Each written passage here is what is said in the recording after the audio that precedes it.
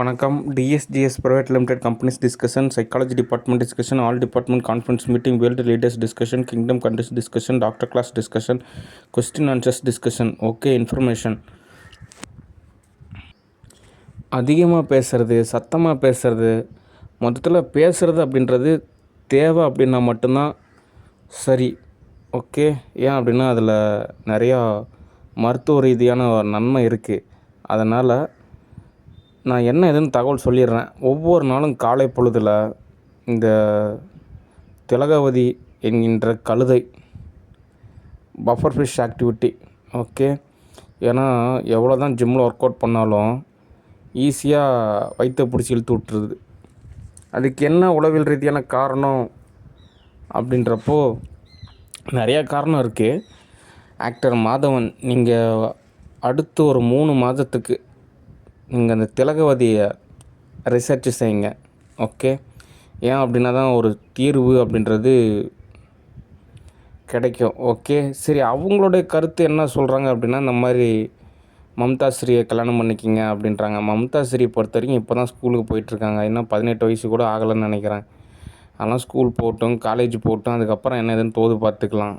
Okay. ஒவ்வொரு நாளும் காலையில் சர்டிஃபிகேட்டுக்காக நம்ம வயிற்று பிடிச்சி இழுக்கிறதுன்றது சரி கிடையாது. ஏன்னா எல்லாரோடைய பொழப்புமே பார்க்க வேண்டிய சூழ்நிலை இருக்குது. உங்களையே பார்த்துட்டு இருந்தால் எந்த பொழப்பும் ஓடாது. அதனால் காலங்காத்தால் நைட்டெல்லாம் சரியாக தூங்காமல் காலங்காத்தால் ஒரு நைட்டியை போட்டுக்கிட்டு வேண்டாம் வெறுப்பா பிள்ளைங்கள ஸ்கூலுக்கு அனுப்பிக்கிட்டு யாராவது வீட்டுக்கு வாசலில் வந்து நிற்பாங்களான்னு அவங்கள எதிர்பார்த்துக்கிட்டு இதெல்லாம் சரி கிடையாது. ஓகே. அவங்க வீட்டுக்கு போனோம்னா எந்த வசதியுமே மாதிரி கிடையாது. ரொம்ப சிரமம்தான். ஓகே. அவங்க வீட்டில் யாருக்கு வசதி இருக்குது அப்படின்னா, அந்த வீட்டில் அவங்க குழந்தைங்களாம் இருக்காங்கள்ல, அவங்களுக்கு மட்டும்தான் அந்த வீட்டில் வசதி. மற்ற யார் போனாலுமே அந்தளவுக்குலாம் வசதி கிடையாது. ஏன்னா வீட்டெல்லாம் இப்போ மாற்றி கட்டிவிட்டாங்க. அதனால் தோது ஆகாது. அதனால் காலங்காத்தாலும் வரக்கூடாது, எப்பயுமே வரக்கூடாது. இந்த திலகவதிலாம் எனக்கு தேவையே கிடையாது. ஓகே. இன்னொரு உளவியல் ரீதியான காரணம் இருக்குது. அவங்க என்ன சொல்கிறாங்க அப்படின்னா, நாங்கள்லாம் எங்கள் ஃபேமிலியெல்லாம் சோற்றுக்கே வழி கிடையாது, சோறே திங்க மாட்டோம், ரொம்ப வறுமை, ரொம்ப கொடுமை, ஏதோ ஸ்கூல் படிக்கிறப்ப கல்யாணம் பண்ணிட்டாங்க அப்படின்றாங்க. அப்படின்றப்போ இவங்க என்ன பெருசாக வரதட்சணை செஞ்சுருக்க போகிறாங்க? அந்த மாதிரிலாம் எதுவுமே எதிர்பார்க்க கிடையாது எங்கள் சித்தப்பாவும்.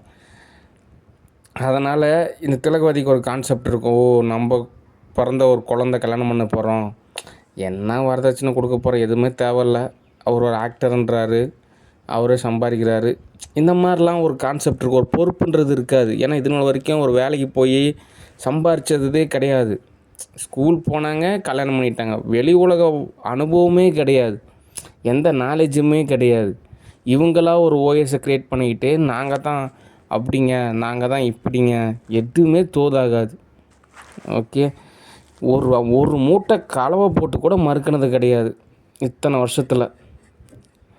எதுக்குமே பிரயோஜனம் இல்லை. சும்மா சமைப்பாங்க, அதுவும் ஒழுங்காக சமைப்பாங்களான்னு இப்போ ஒரு கொஸ்டினாக தான் இருக்குது. அதனால் தோதாகாது. சும்மா அதுக்கு என்ன உடல் ரீதியான காரணம் அப்படின்னா ஓவர் செல்லம்.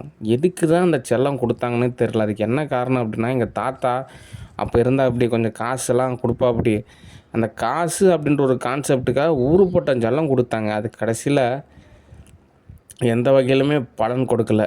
கடைசியில் எங்கள் தாத்தாவுமே போய் சேர்ந்துட்டார். ஒரு வேளை மம்தாஸ்ரீ கல்யாணம் பண்ணாலுமே நான் உங்கள்கிட்ட எந்த சகவாசமும் வச்சுக்க மாட்டேன். ஏன் அப்படின்னா எங்கள் தாத்தாக்கு நேர்ந்த கொடுமை, அப்பா சாமி அதெல்லாம் வேண்டாம்.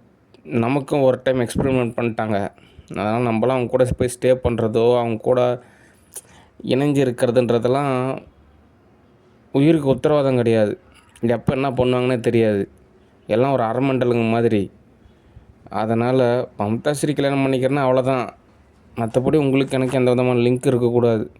திலகவதிக்கு எனக்குமே எந்த லிங்க்குமே இருக்கக்கூடாது. ஏன்னா அதெல்லாம் அரைமண்டல். நான் கூட நினச்சேன் இவ்வளோ ரணகாலத்துலேயுமே சேதாரம் இல்லாமல் இருப்பாங்களா அப்படின்னு. ஊருப்பட்ட சேதாரம். அந்த சேதாரத்தெல்லாம் சரி பண்ணணும் அப்படின்னா நமக்கு தோதாகாது. அதனால் காலங்காத்தெல்லாம் வராதிங்க. ஓகே. தோதாகிறப்போ வாங்க, தாம்பளத்தட்டோடு வாங்க, என்ன எதுன்னு பேசிக்கலாம். மற்றபடி தேவையில்லாமல் இன்வால்வ் ஆகாதீங்க. ஏன் அப்படின்னா நீங்கள் ஏதோ ஒரு 10 லட்ச ரூபா காசு கொடுத்து எனக்கு ஏதோ தோர் செஞ்சு கொடுக்குற மாதிரி கம்முன்னு டிவி பாருங்கள். வைப்ரேஷன் இல்லாமல் டிவி பாருங்கள். இல்லை டிவியே பார்க்காதீங்க. உங்களெல்லாம் யார் பார்க்க சொல்கிறா? நீங்களாம் எதுலையும் இன்வால்வ் ஆகாதீங்க, டிவியும் பார்க்காதீங்க, தள்ளி போங்க. காலங்காத்தாலாம் வராதீங்க, சாயந்தரம் வராதீங்க, எப்பயுமே வராதீங்க, விலகி போங்க. நம்மளெல்லாம் தோது பார்க்காதீங்க, வேறு யாராவது வேணால் தோது பார்த்துக்குங்க, நமக்குலாம் செட் ஆகாது, தள்ளி போங்க. சரி, அடுத்த தகவல். எர்த்தை பொறுத்த வரைக்கும் வாழும் நிலையில் மனிதர்களாக இருக்கக்கூடிய நபர்களுக்கு ஒரு சமநிலை தேவை. ஓகே, அதாவது ஒற்றுமை தேவை. ஒன்றுபட்டால் உண்டு வாழ்வு, நம்மில் ஒற்றுமை நீங்கில் அனைவருக்கும் தாழ்வு அப்படின்ற ஒரு கான்செப்ட் இருக்குது. ஓகே, அதனால் அவங்கவுங்க என்ன தேவையோ அதை நான் செட்டில்மெண்ட் பண்ணலான்னு இருக்கேன். ஓகே, ஒவ்வொரு தனி மரம் சேர்ந்தது தான் தோப்பு. ஓகே, அதனால் ஆல்ரெடி சொன்ன தகவலை தான் திரும்ப திரும்ப சொன்ன தகவலை தான் நான் சொல்ல வேண்டிய சூழ்நிலை இருக்குது. அதுக்கு என்ன காரணம் அப்படின்னா மறந்துடுறாங்க அப்படின்றது தான் ஒரு காரணமாக இருக்குது. ஓகே, அந்த வகையில் என்னோடய நண்பர் ஒரு தாதகாப்பட்டியில் இருக்கார், தேவராஜ் அப்படின்னு.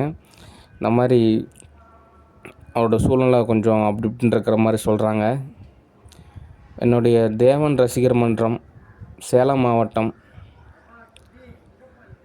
அப்படின்றப்போ அவர் அந்த அமைப்பில் சேர்ந்துக்கலாம். தேவையான அளவு தொகையும் வழங்கப்படும். ஓகே, அடுத்து தமிழ்நாடு தேர்தலை பொறுத்த வரைக்கும் நான் ஒரு முடிவு சொல்கிறது அப்படின்றது சரி வராது. அது மக்கள் தீர்ப்பாக தான் இருக்கும். அது வரைக்கும் எலெக்ஷன் வரைக்கும் நம்ம காத்திருக்க வேண்டியது தான். ஓகே, அதனால் என் பொழப்பு பார்த்தா தான் எனக்கு காசு கிடைக்கும். ஓகே, ஏன்னா அப்படின்னா கிட்டத்தட்ட ஒரு காணல் நீர் மாதிரி தான். ஓகே, அதனால் என்ன இன்வால்வ் பண்ணாதீங்க. அப்படின்னா எனக்கு நிறையா வேலை இருக்குது. ஓகே, என்ன நான் நிறையா நாட்டுக்கு வேறு போகணும், எனக்கு ஊருப்பட்ட வேலை இருக்குது. அதனால் என் வேலையை பார்க்குறதுக்கு எனக்கு சரியாக இருக்குது. அதனால் உங்களுக்கு தேவை கேஷாக, அது மட்டும்தான் நான் உங்களுக்கு தோது செஞ்சு தரத்துக்கு எனக்கு தோதாக இருக்கும். மற்றபடி சில விஷயத்தெல்லாம் நீங்கள் தான் தோது பார்த்துக்கணும். ஓகே, எரர் ஏற்படுத்தக்கூடாது, பக்குவமாக நடந்துக்கணும்.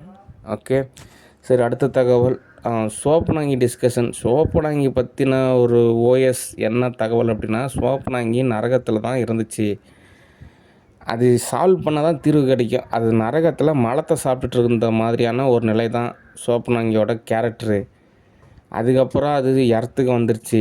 இப்போ அந்த மலம் அப்படின்ற ஒரு கான்செப்ட் இருக்குது.